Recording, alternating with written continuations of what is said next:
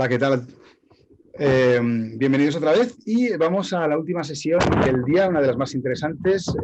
Tenemos a un invitado extranjero y por eso mismo vamos a hacer la presentación en inglés. Nuestro invitado, our invited speaker is, as you may know, Agnes Fogo. Agnes Fogo works at Vanderbilt University in Nashville, Tennessee. She's an expert in renal pathology. She's an author of around 380 peer-reviewed papers in all fields in renal pathology. You have obviously read a lot of them, and her research activities are very interesting in especially chronic kidney disease, renin angiotensin system, and also very interesting work in podocytopathies. But today she's going to speak us about lupus nephritis, which is a very interesting topic. In fact, the first time I heard her was as a resident in the ERATA Congress in 2007. She also made a course in lupus nephritis there, and that's the topic she's going to speak today. You all know Agnes Fogo, but probably not a lot of you have had the opportunity to actually hear her. And one good thing about her is her skills in teaching. Actually, she received in 2011 the Robert Nardes Award from the S.E.N. in teaching. And today she's going to give us a very nice talk about lupus nephritis. So Agnes, whenever you want to. Thank you for the very kind introduction. The lecture has already been taped, and I'm very glad for the technical support for that. I look forward to all of your questions at the end. It's a pleasure to be with you virtually. I'm sorry I can't be there in person, but I look forward to future opportunities to be with you in person and learn with you and from you. Thank you. Hello, it is a pleasure to be with you in Madrid, even though I'm very sorry that it's virtually and remotely. My name is Agnes Fogo. I am at Vanderbilt University Medical Center in Nashville, Tennessee, where I'm the director of the Renal Pathology Division. And I'm pleased to talk to you about some new developments in lupus nephritis. Let me start by sharing a patient with you, a 27-year-old man with SLE who had a previous biopsy more than a decade ago that showed membranous class 5 and diffuse lupus nephritis class 4. He had one glomerulus with collapse. He had remission in response to aggressive immunosuppression, and now he presents with marked nephrotic syndrome and increased serum creatinine, and the renal biopsy is deemed to be essential by the nephrologist. What do we expect, and what can we learn from biopsy in this patient or in any of our patients with lupus? So lupus nephritis is not just one entity. Up to 60% of patients with SLE develop lupus nephritis. It is associated with considerable morbidity and poor survival, in particular in cases of end-stage renal disease. The diagnosis, pathogenesis, and treatment of lupus nephritis are intricately linked. The histopathologic findings in lupus nephritis vary considerably, and classification of lupus nephritis is essential for treatment decisions. So here you can see different patients that I have diagnosed with lupus nephritis. Even if you may not be a renal pathologist, these look very, very different. And we'll talk a little bit about the implications and what these mean. So the diagnosis, as I'm sure you know, of SLE is not made by renal biopsy. Rather, renal biopsy defines the type of renal lesions in a patient with SLE, and you, the clinician, will have decided the patient has SLE by the old ARA criteria, I hope. The new SLIC criteria are not so useful and paradoxically include criteria if the biopsy shows lupus nephritis, and we don't have criteria to independently diagnose lupus nephritis from a renal biopsy. So we're hoping to clarify that communication with the rheumatologist and also the nephrologist.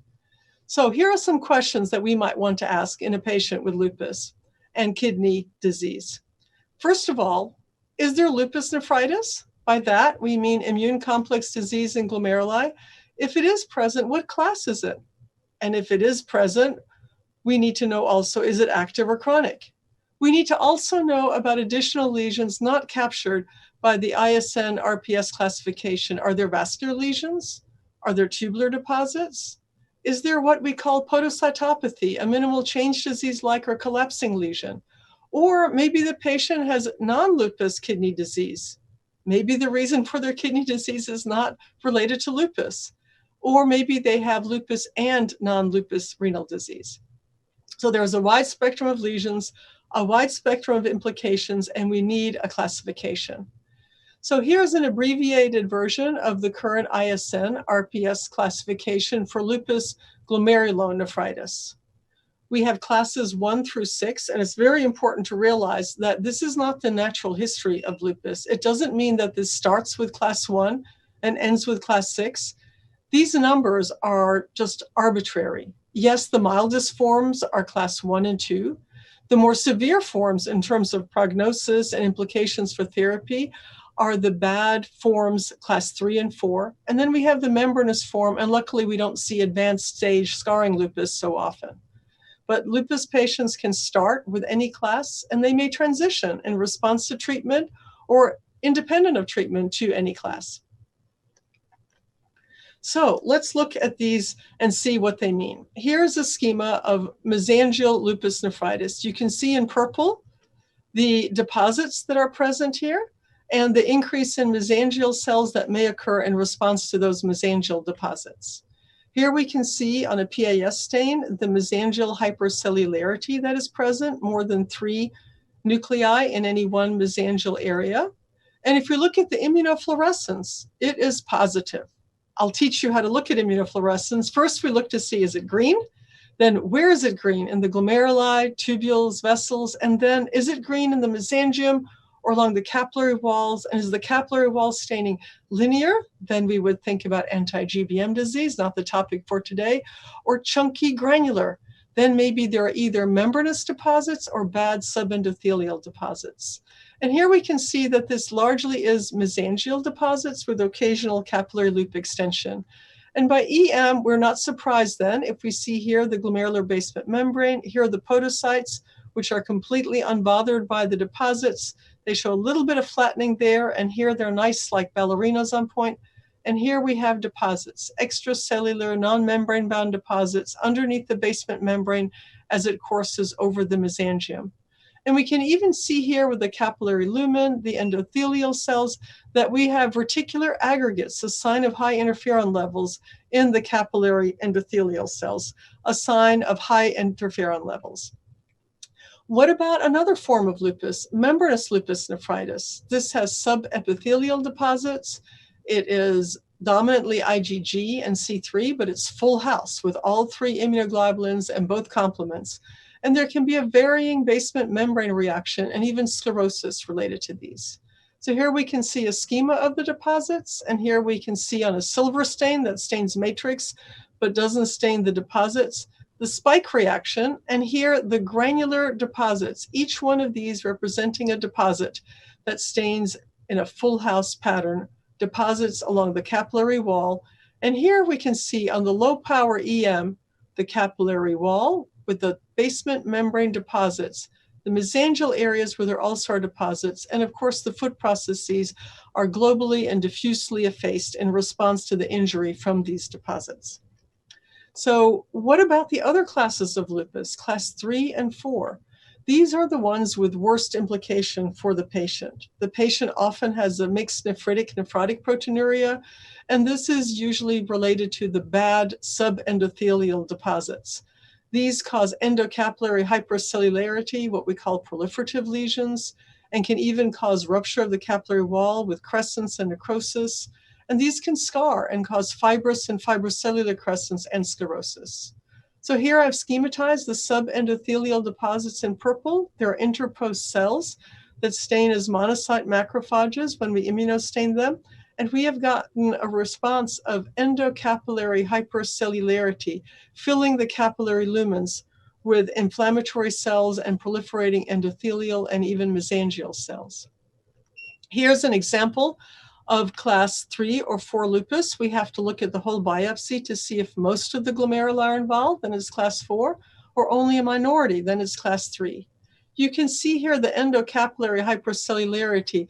The capillary lumens are expanded like this with a reaction to the bad deposits, and in the glomerulus on the right, a small cellular crescent. Here we can see the immunofluorescence. You are now experts. You can recognize it's green and the glomerulus, and it's along the capillary wall. Little green sausages, those subendothelial deposits and mesangial deposits. And here we can see the reaction that we get. The original basement membrane, which stains with a silver stain. The podocytes are somewhat effaced. The interpost cell with a cell membrane around it, and the new basement membrane formed in reaction to this bad injury and the endothelial cell. So on silver stain, the new basement membrane and the old basement membrane both stain, and we get the double contour. And here I've color-coded this for you so you can understand all of the layers that we get in this complex lesion. So here's a schema drawn by Charles Jeanette from Heptonstall's Renal Pathology, where you can see schematically these classes and see where the deposits are. And here we even have a combination of lots of subendothelial deposits and membranous. We can have class 3 or 4 occur in combination with membranous lupus nephritis. So here I've put together all of the information I've told you about the basis for dividing up different classes of lupus with the immunostaining of the location of the deposits, which drives the response of the glomerulus to the injury, resulting in a membranous form, a bad proliferative form, or just a mesangial response. So there are clinical correlates of these varying patterns of injury, as I've already alluded to. Mesangial injury usually just causes asymptomatic proteinuria and microscopic hematuria, and is what we see in class 1 and 2 lupus. The bad subendothelial deposits cause inflammatory hypercellular lesions and have a mixed nephritic, sometimes even nephrotic picture. And if we only have epithelial injury, yes, we may have a few mesangial deposits. We will have nephrotic proteinuria and we don't have inflammation. So let's look at how this goes across if we look at a broader group of patients. You can see that most patients with asymptomatic hematuria have class 1 or 2, but some of them have class 3. If we look at asymptomatic proteinuria, about 2/3 of patients have class 1 or 2. Nephrotic syndrome could be either class 4, segmental or global, or class 5. And nephritic syndrome usually is class 3 or 4, but sometimes we see it just with mesangial deposits. And if we have chronic kidney disease, then typically we will have class 6. So you can see that we can't exactly predict the class just from the clinical syndromes, although it correlates somewhat. So if we look at it very simply, we have either just a mesangial form of lupus, a proliferative hypercellular form with endocapillary hypercellularity, or a membranous form. But we as pathologists think we can always split and give more detail, more personalized medicine information on the biopsies about your patients. So we decided that we would split this up a little bit. Let's look at that bad form of lupus nephritis and say, if it's present in more than 50% of the glomeruli, we'll call it one class. That must be very bad. We'll tell you if it's active or chronic. And then we thought, what about if it's present in more than 50%? Is it active or chronic? And there was even evidence to suggest that whether those hypercellular lesions were segmental, part of the glomeruli, or global, could make a difference. So we ended up with the experts' work over a long time with this very, very, very long detailed classification.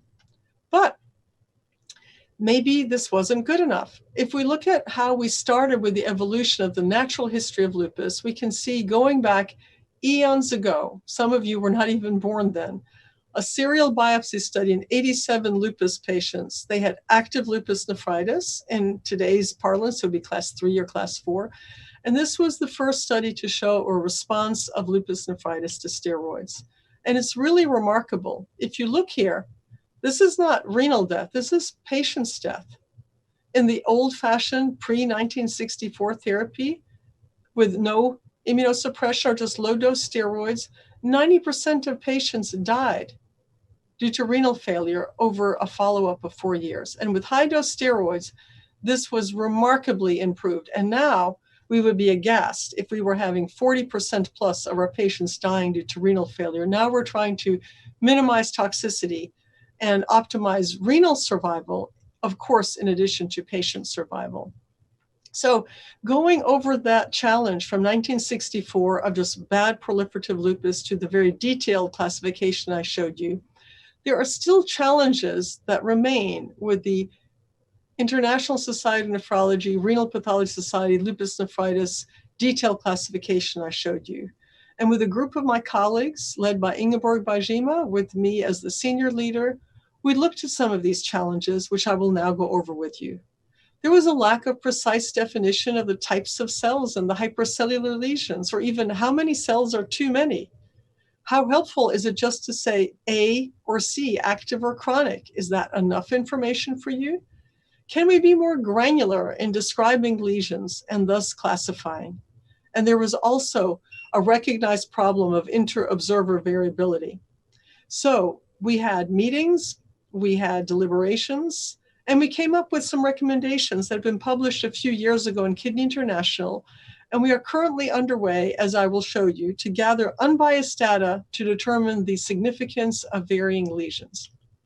So let's first talk about inter-observer variability. Don't you think that both of these people are correct? Surely he is seeing 4 planks, and he is equally sure that he is seeing 3 planks. They just have a different perspective and maybe different definitions. So we did a survey through the Renal Pathology Society on lupus nephritis, showing pictures of individual glomeruli and asking questions about whether the lesions would classify as a class 3 or 4, and then asking details about the type of lesions. And we had a very good response. It was sent to 360 members of the Renal Pathology Society. We had 34 participants, a low rate, but those that responded were very eager to share their expertise and input from 12 countries. And from the map here, you can see that it's a widespread of respondents to this survey. So the agreement was very, very good on crescents called extracapillary proliferation. And with these kappa scores, greater than 0.4 is considered good. And this was almost 0.6. But whether it was class 3 or 4 was not so good. Active or chronic, not so good. Segmental or global, not so good. Endocapillary hypercellularity, good. Swelling of endothelial cells, good. Crescents, pretty good. But wire loops, caryorrhexis, poor. So many of these we were doing just poorly. So even something so simple as to determine if a lesion was segmental or global, here, looking at the glomeruli, you can see that we had wide range. We had one glomerulus where there was 100% agreement that a lesion was global, and one glomerulus where almost everybody agreed that it was segmental. This sounds so simple, but why is it that we disagree on things that should be so simple? It could be that we are observing different things. It could be that we're using different definitions, or that the words in the definitions are not clear enough. Or, and I hate to put this up, it could be we do not know what we are doing. I'm not going to consider that further. I think we really should and could and will know what we are doing if we set up detailed definitions and set up conditions right to be able to know what we are doing. So again, different perspectives, a 6 or a 9, they're both right according to their own definitions and viewpoints. So segmental or global, let me show you how tricky this may be. What do you think about this glomerulus? First, you have to decide, is it normal or abnormal? And I'm sure that all of you observe that there's abnormality. There's too much stuff filling up capillary lumens here and here. Maybe a lot of it is cells. Maybe some of this pink stuff on the Jones stain is deposits. But is it less than half? That would be segmental by lupus definitions, or more than half? That would be global. So how do we determine this? Well, here are the areas that have something within the capillary lumen. And if you put those together, it's right on the border. Is it less than half or more than half? Or it's really hard to tell with that detailed morphometry. And this is one area where collaboration with people who work with artificial intelligence and morphometry, I think, is going to be very, very useful to set up assistance for pathologists' eyes with AI. So what about the significance of determining if a lesion is segmental or global? There was a landmark study from a group that indicated that there was worse prognosis with extensive segmental lesions. They call this a bad class 3. And based on this, the old ISN RPS classification included a distinction of whether lesions were segmental or global, defined as less than half or more than half of the glomeruli, and looking at class 3 or 4 as less than half or more than half of the glomeruli, not quite capturing the original definition used by the group of Ed Lewis and colleagues. And you can see here that studies varied in terms of the risk ratio for adverse events if lesions were segmental or global. Some found no increased risks, some straddled the confidence interval, some found increased risk, and taking all of these together, their confidence limit crossed this boundary, indicating that overall, we could not see that there was a definitive evidence of segmental versus global impacting on scarring, on the prognosis. So the definitions do matter. I'm sure you're familiar with Magritte's art, Ceci n'est pas une pipe. Of course it's not a pipe. It is a painting that depicts a pipe with text that says it's not a pipe. And this is not a crescent, or is it, depending upon the definitions that we use. So we met together in Leiden starting in May 2016. You can see us working around a multi-headed scope. I've listed the names of all of our wonderful colleagues who were present there to improve problematic definitions that form the basis of the lupus nephritis classification. Our goal was to increase inter-observer agreement between nephropathologists worldwide who applied these definitions to classify lupus nephritis. So we wanted first to refine the existing definitions because they form the essential elements on which the classification is based. So our level 1 approach was to adjust definitions for inconsistencies, vagueness, omissions using standards set since the ISN RPS classification was derived, to have minor changes to threshold if there already was evidence to do so, to clarify details, and to provide useful examples that illustrate difficult issues. So this seemed very simple, just to be more clear, to use evidence-based definitions from other studies. But level 2 is ongoing.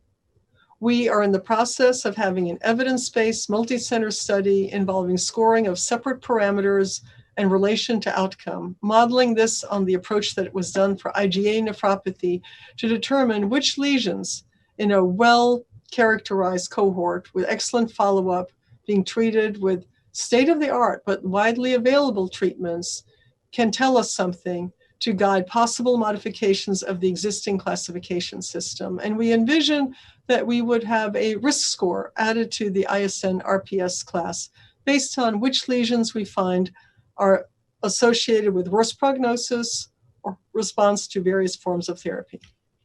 So let me tell you some of the conundrums that we have dealt with. First, the mesangium.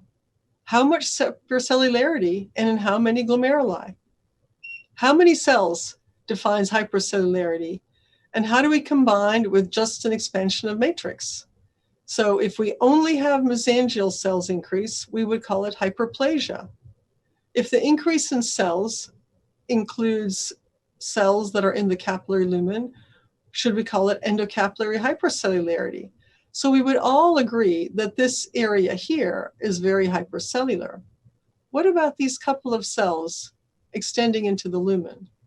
And what about this? Here we have 3 nuclei clearly surrounded by matrix. Is this an endothelial cell, endothelial cell, endothelial? It may be difficult to determine. So our level 1 recommendation published in the KI paper was to increase the threshold of mesangial hypercellularity from 3 to 4 cells per mesangial area, congruent with IgA nephropathy and all other renal disease classifications. So 3 cells in 1 mesangial area is the upper limit of normal, 4 or greater is hypercellular. In level 2, evidence-based, we aim to determine cutoffs to distinguish class 1 versus class 2. How many glomeruli with how many cells would distinguish these classes? And also, does it matter if these cells are mesangial cells or inflammatory cells?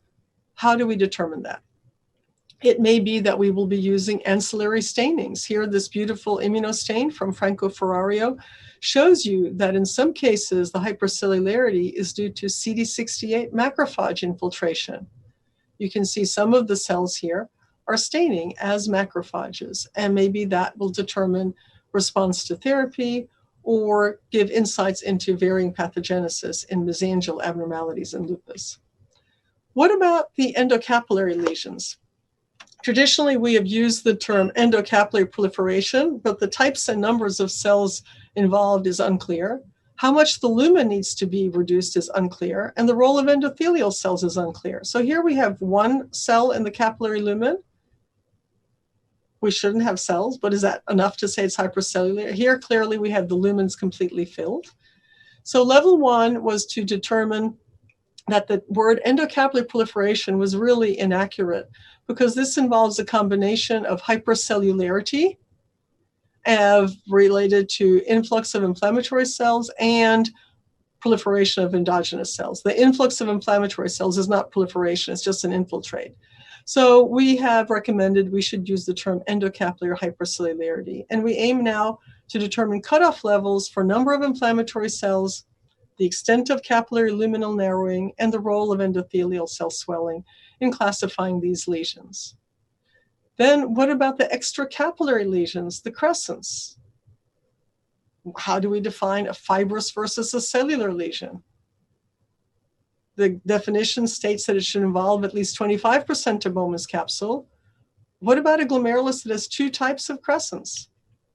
So these crescents are composed of a mixture of cells that can be predominantly epithelial cells, largely from the parietal epithelium, or monocytes, macrophages, or a mix.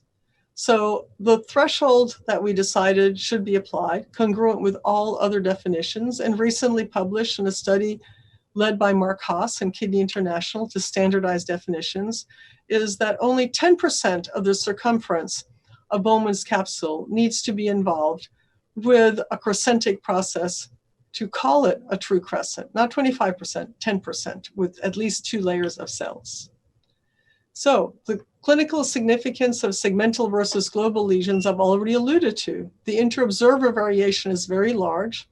It's uncertain how we can combine endocapillary lesions and extracapillary lesions into this segmental or global distinction. And part of the original discussion to indicate the vasculitic-like severe lesions described by Mel Schwartz and Ed Lewis was lost in the S.E.N. RPS attempt to capture this with the segmental versus global distinction. So we recommended that we remove segmental or global connotations, awaiting level 2 evidence of whether there is any impact of this on prognosis in the current state of lupus treatments. So here we can see one of these aggressive lesions with necrosis, a segmental lesion clearly less than half, and we would just describe this as a class 3 or 4 lesion, depending upon how many glomeruli were involved. A study led by Ingeborg Bajima, published a few years ago, looked at clinical and histological characteristics associated with renal outcomes in lupus nephritis.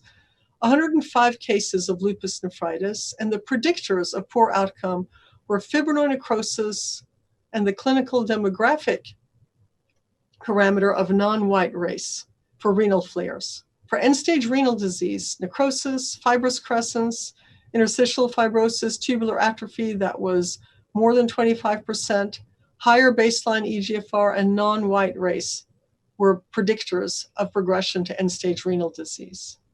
So we will work on adding to this beautiful study by Ingeborg to see if we can come up with additional elements that can help give predictions for flare or for end-stage renal disease.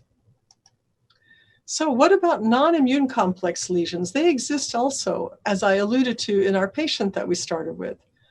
Briefly, we will talk about podocytopathies, vascular lesions, and tubular basement membrane deposits, and biopsy is essential for specific diagnosis of these. Let's start with the vascular lesions.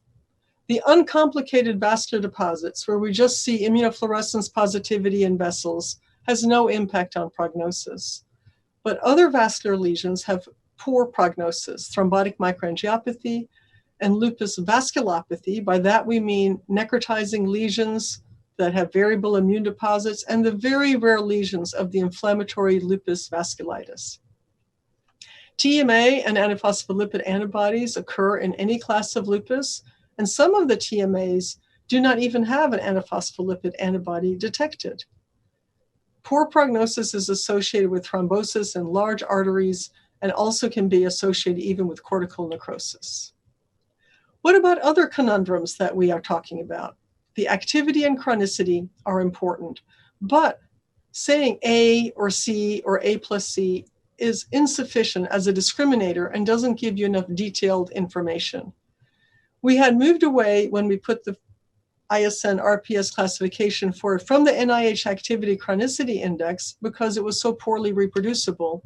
But we think that before we have additional evidence-based indices of poor prognostic markers for either active, flare, or chronic lesions, we should go back to this detailed assessment that includes endocapillary hypercellularity, leukocyte infiltrate, subendothelial deposits, necrosis, cellular crescents or interstitial inflammation, and the classic chronic lesions in glomeruli and in the tubular interstitium. There are many different views of how to do this, many different words that I've shown you different variants here. And we should go back to what I've shown you here, these endocapillary lesions, grading them and giving this information. A plus C is not granular enough. We will get all of the things in between with all of the details of this with level 2 evidence that unfortunately has been slowed down a little bit by COVID-19 as so many other research projects. So let's go back to our patient. I told you that he had a previous biopsy that showed membranous, class 5, and diffuse lupus nephritis with one glomerulus with collapse. And in 2009, we didn't really know what to say about it. Now his renal biopsy shows this lesion, many more glomeruli with collapse of the tuft and overlying, not a crescent, but visceral epithelial cell increase, a collapsing lesion.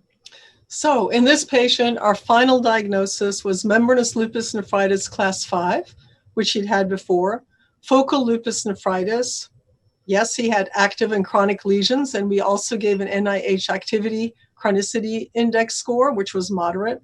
And he has collapsing glomerulopathy, which we now could diagnose specifically, and he had more collapse and less activity of endocapillary proliferative lesions. So it would be very nice to be able to have specific therapy directed against the severe podocyte injury with the collapse, that we could be able to give him the best outcome. And this severe injury of collapsing glomerulopathy is not captured by the old ISN RPS classification.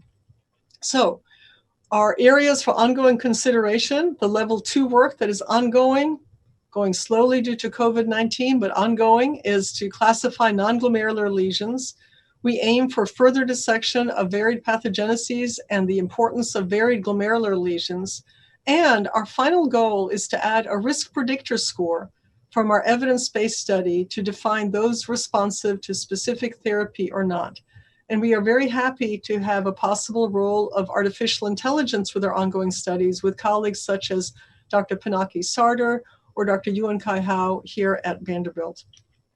So in the future, I hope to be able to tell you more specifically whether this is a zebra-neph or should be classified as some other type of mystical creature as we get our evidence to improve the classification of personalized medicine for our lupus nephritis patients. With many acknowledgements and thanks to the Leiden Working Group, and particularly to Ingeborg Bajima, who has led this project for her indefatigable energy moving this forward. And we look very much forward to being able to present to you the results of our ongoing study. And I'm very happy to take questions in the live Q&A session that we will have later on. Thank you very much for your attention.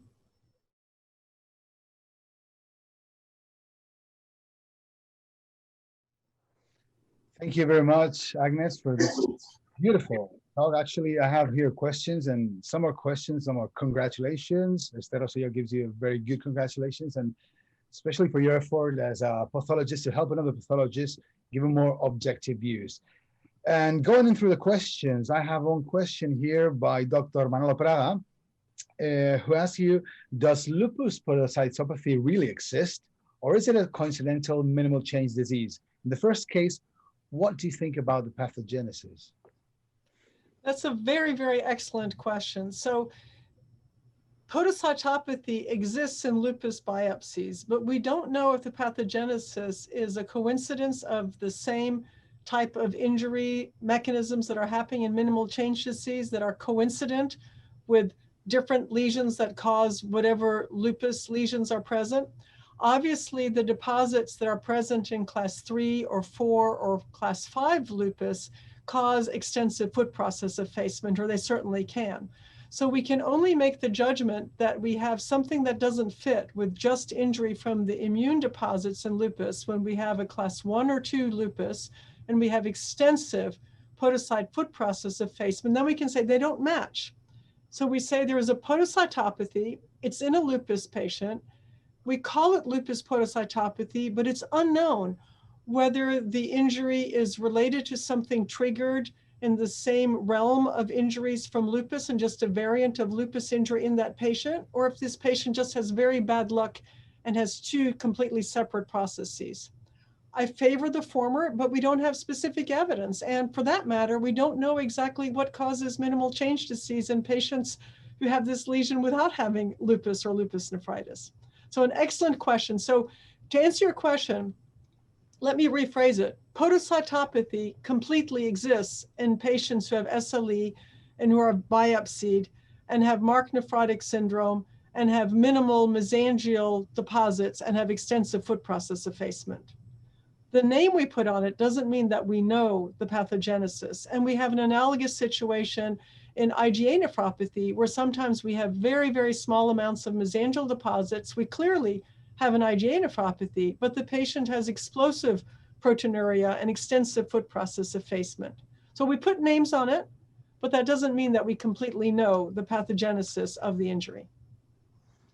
Thanks a lot. And linking with this same question as Dr. Praga and not getting away from the podocyte, I'd like to ask you, especially because of your experience in podocytes, what would you think in lupus and also in IgA nephropathy when as pathologists we're seeing some sclerotic lesions, segmental lesions? Some of them sometimes have hyperplastic podocytes. And do you think we can help our colleagues, the clinicians, try to reframe this in our reports to a better therapeutic approach? Well, there have been some very nice studies looking at the types of sclerosing lesions in lupus as you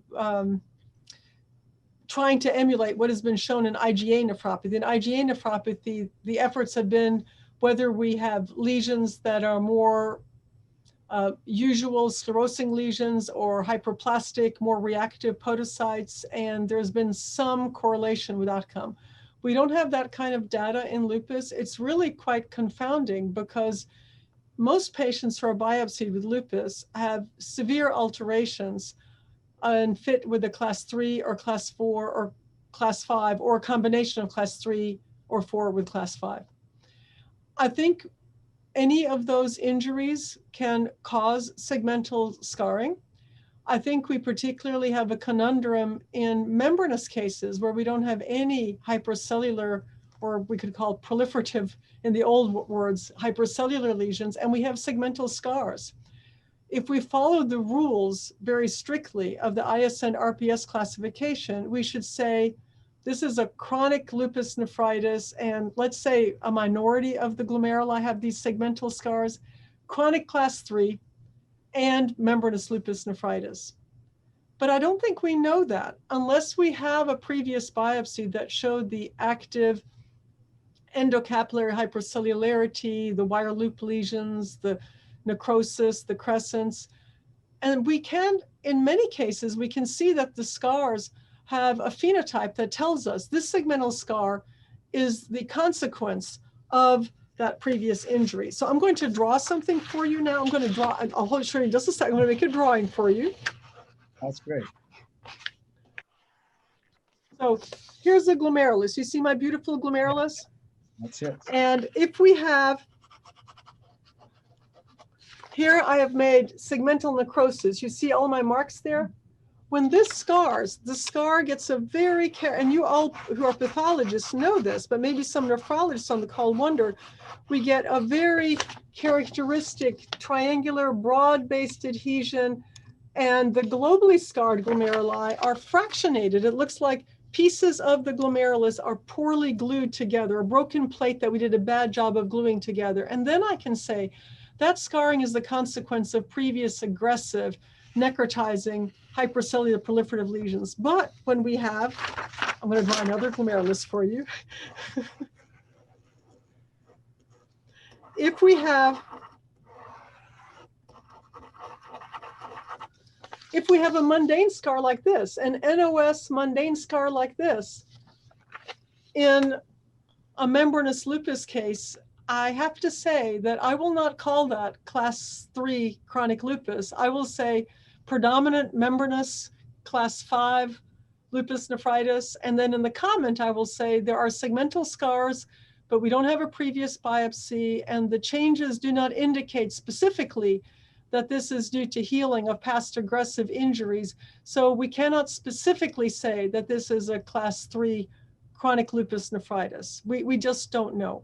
And if we had markers of podocyte phenotypes, which I've worked on a lot, these activated cells in the collapsing injuries actually don't mark like podocytes anymore. They are activated parietal epithelial cells.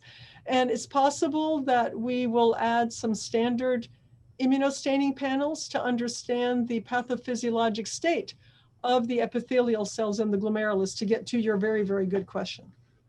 That's very good. Thank you very much. I'm going to ask you now, I'm going to a question from clinician point of view. Thank you for a nice lecture. Now, all clinical trials include class 3, 4, and 5, and even mixed 4s of the same category, and they receive the same treatment. From the therapeutical point of view, do you consider that the current classification provides enough information? Can we add some more etiological approach in order to improve it? Yes. Yes, that's excellent. That's exactly the point of the last part of my talk, what we are working on to be able to refine and add particular lesions that are associated with response to therapy or lack of response to therapy, in addition to these big groups that we have. And we clearly already have subgroups. We know that the prognosis of class 5 membranous lupus nephritis is very similar to usual membranous lupus nephritis if you just have pure class 5 lupus nephritis. And class 3 and 4 behave a bit differently. So the inclusion of lumping class 3 and 4 and 5 patients in a clinical trial, unless you plan to do subgroup analysis post hoc, I think doesn't help to advance our understanding. Just like if I lumped it together and said, hypercellular endocapillary / membranous lupus nephritis, I'm not going to give you any more details. That wouldn't be so helpful. But what we're doing at this point is not helpful enough, in our opinion. We want to be able, with new immunomodulatory therapies that are coming along, to understand better which patients can have the very best outcomes with these new therapies. And for that, we need to dig deeper and define the classes better. We have a good starting point that we're not just saying lupus nephritis. We are distinguishing, my very simple slide on the front end. We're not just saying mesangial, bad, and membranous. We're trying to make it a bit more granular, and now we're trying to get that even a bit better. Thank you very much. A question now from a pathologist's point of view. That's a personal question, actually. In fact, all this you've talked about, obviously class 3 and 4, that depends on have. Then thank God that the S and G were teared off the classification, especially thank God that the AC was teared off the classification, but especially with the segmental and global lesions, it happens the same as with focal and diffuse. If you don't have a serial protocol of a renal biopsy, you'll diagnose most of your cases probably. I'm one of the defenders here in Spain of implementing guidelines on these protocols, especially after we implemented in 2013, and in 2015 I read work you did, I think it was for the Johannesburg World Congress of Nephrology, about a protocol of how to make serial sections in renal biopsies. And in our case, in Cape Town. Yes, in Cape Town, sorry. Mm-hmm. And in fact, in our department, in the last 3 years, we're making 32 sections. We leave an unstained section in the middle. And from 2 years ago, we are giving all of the diagnosis, looking at all the glomeruli in all the sections. It's true that we have digital pathology and we can stack together sometimes the slides, so it's easier to just go through the glomerulus and like 3D. But what do you think about the society is given guidelines for at least having a number of serial sections, not to misinterpret or not to misdiagnose these classes or these lesions? Well, those guidelines already exist, Dr. Kanata, and it's very, very important. I think if you are looking at one section of a medical renal biopsy or a transplant for that matter, I think that's malpractice. Yeah. In fact, in our lab, we cut 13 slides. We do three slides of special stains, and depending upon how many cores there are, we will have 2 to 5 levels on a slide. So we cut 3 slides and then 2 unstained, and then 3 stained slides, and then 2 unstained, and then 3 slides. So I look at 9 stained slides that have anywhere from 3 to 5 levels on each one, and I look at each one. And many years ago, I did a paper looking to see in FSGS if the reasons are really focal or not. I was inspired because there was a paper that I was looking at for review for a journal I was reviewing, saying, oh, you don't have to waste time doing more than one section because you will be able to tell from one section whether there's FSGS or not. So you're wasting time doing more sections. And I said, no, this is wrong. But I couldn't find a paper to prove that it was wrong. So I did the study. So this is published many years ago. I exhausted the block, did serial section on complete glomeruli. And it's true that the number of glomeruli with lesions increases when you look serially through exhaustive section. I think I had like 80, 90, 100 sections of these biopsies, but it's still focal if you're looking at patients who don't have end-stage renal disease, and you underrepresent, you increase the yield much more. So some years ago, I was in I was in China in 2000, and I was giving this point that you have to look at multiple sections, and a young Chinese doctor was translating, and I said what I just said: 3 slides, 2 unstained, 3 slides, 2 unstained. We look at this, and then I paused, she translated, and the senior leaders of this very large Chinese meeting said, Professor Fogo, please repeat.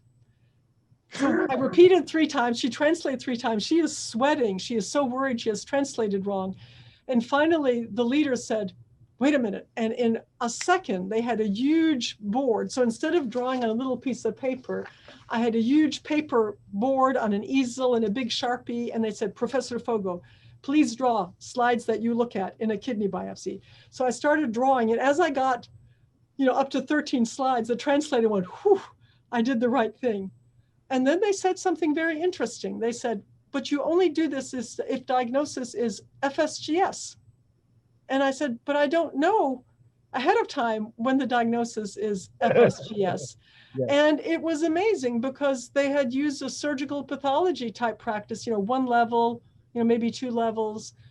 And the whole room went, ooh. And when I came back 4 or 5 years later, it's the wonderful thing when I travel and visit in different places, I learn and I teach, and we learn with each other and from each other.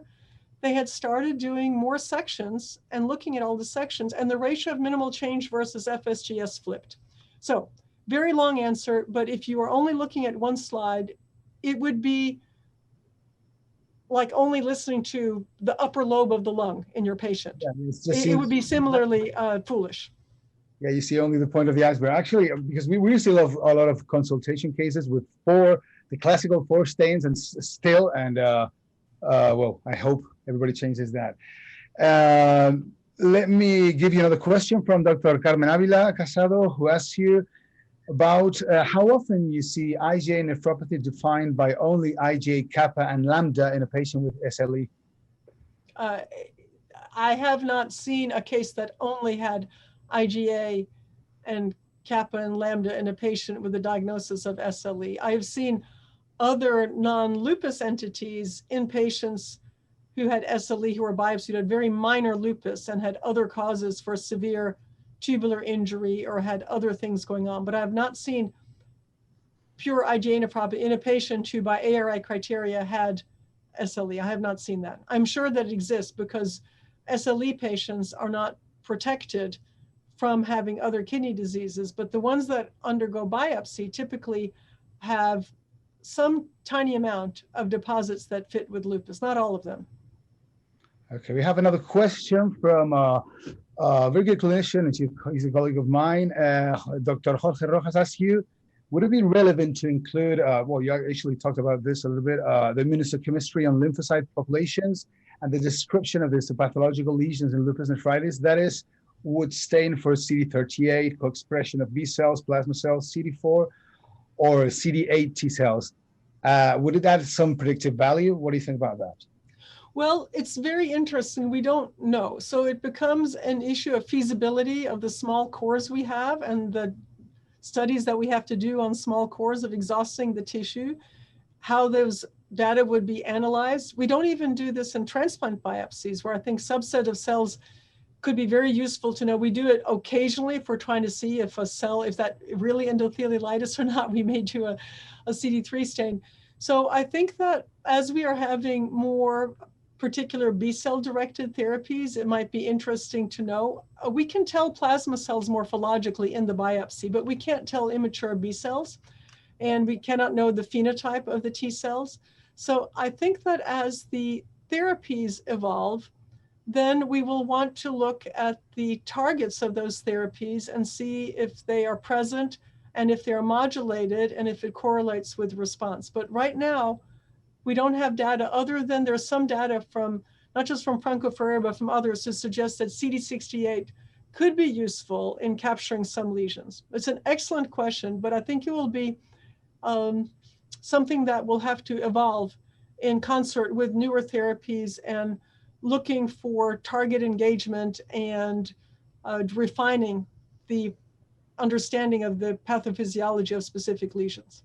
Yeah, especially probably as you said before, also artificial intelligence, I think, will help us a lot in these morphometric counts. I mean, podocytopathy, probably the number of podocytes you have in the glomeruli can give you some information. So yeah, I think that's a very good approach. So, well, we are a little bit ahead of time. There's still plenty of questions, but we could be until tomorrow. And as you told me before, in some minutes you will be in Beijing. So that's right. In a few hours, I will be virtually in a meeting in Beijing. But I don't want to confound the timing for your conference, but I'm happy for any more questions as you see fit, Professor Kanata. Okay, let me see. There's one question here. It's a long question. I'm going to try to summarize it. What do you think about the implication of the podocyte in membranous lupus nephritis, the grade of fusion in the relation with, the grade of fusion of the podocytes and the relationship with proteinuria? Well, the most common reason for having proteinuria is a perturbation of the capillary wall. And in nearly all, but not all states of proteinuria, I'll tell you the exceptions in a bit, podocyte injury that alters the cytoskeleton and causes flattening. Instead of being ballerinas on point, they flatten and they become leaky and not able to maintain their part of the work of normal permeability. So in nearly all cases where there is significant proteinuria, there is foot process effacement, and the foot process effacement is a major contributor to the lack of normal permeability. There are some exceptions. With severe hypertension, you can have marked proteinuria with minimal foot process effacement, particularly if there's some abnormality of the endothelium or of the GBM, as we might see with diabetes. So you can have proteinuria that is even in the nephrotic range with marked hypertension. And if you look at some very nice clinical studies that have given antihypertensive medications to these patients, you can see As the blood pressure goes down, the proteinuria goes down, but this happens over just a few hours. Experimental studies that we've done show also podocytes can change very rapidly in response to injury, and if they're not sublethally injured, they can reorganize their cytoskeleton fairly rapidly. The other exception, shown in very beautiful experimental studies by Jeff Miner's group at the University of Washington in St. Louis, or I mean, Washington University in St. Louis, shows that laminin mutations can also give rise to significant proteinuria without there being a podocyte injury. But in nearly all clinical cases that we deal with, when there is marked proteinuria, there is marked podocyte foot process effacement, and the proteinuria isn't causing the foot process effacement. The foot process effacement is a big contributor to the protein leaking across. Great. And one question, today we were looking with our residents to a renal biopsy. It was actually, I believe it was an ANCA positive polyimmune crescent GN. And as we see a lot of these cases, there's sometimes the crescent is so severe, to call it some way, that causes capsulorhexis of the Bowman's capsule and all these inflammatory adjacent infiltration. So we were actually thinking about, should we count and report how many glomeruli in these cases show capsulorhexis in terms of probably being glomeruli that respond poorly to therapy? Oh, this is a wonderful, wonderful point. So we're talking about Bowman's capsule here being ruptured, and it's a very old classic renal biopsy observation that those glomeruli that have rupture of Bowman's capsule are going to have organization of the crescent and undergo scarring and are not going to be optimally responsive to therapy. In a beautiful paper, one of the last papers that Detlef Schlöndorff was an author on with Vivek Tagadi and colleagues, published in JCI a couple of years ago, they showed a subset of T cells that were remarkably part of this pathogenic process using very elegant transgenic mice, and could show that Bowman's capsule provides a protected immunologic niche, protecting the glomerular tuft from the invading marauders that will be mechanistically part of organizing into scar. So I think that it's useful to report that. It's not part of a classification scheme, but we report that in our biopsies, X number of glomeruli have ruptured Bowman's capsule, a sign that has been associated with irreversible injury and progression to scarring. Great, because we started doing that actually some months ago, and we always think this has to have a meaning. And well, thank you very much. It's 20:31 here in Spain right now, so time for dinner, I guess, for most of the people who end this session. Thanks a lot for your talk. Thanks a lot for your questions. It's been great. It's been an honor and also a good experience to have you, at least virtually. Let's see if next time we can have you in person here. Thanks a lot. Thank you for the honor of including me. And also, I want to say thank you very much to all the technical staff who made this possible and sending me instructions in English, since I don't know very many words in Spanish at all. So, gracias. Muchas gracias. Pues esto es todo por hoy. Nos despedimos y mañana volvemos, ya sabéis, a la misma hora, a las 3:30. Empezamos con una mesa redonda muy interesante sobre cómo estamos de cerca de parar la progresión renal. Luego tendremos los casos y tendremos también a última hora del día la intervención de nuestro invitado Michael Mengel, que nos va a hablar sobre patología molecular aplicada al trasplante renal. Así que esto es todo por hoy. Espero que os haya gustado mucho y nos vemos mañana. Hasta luego. Thank you. Bye-bye. Bye-bye.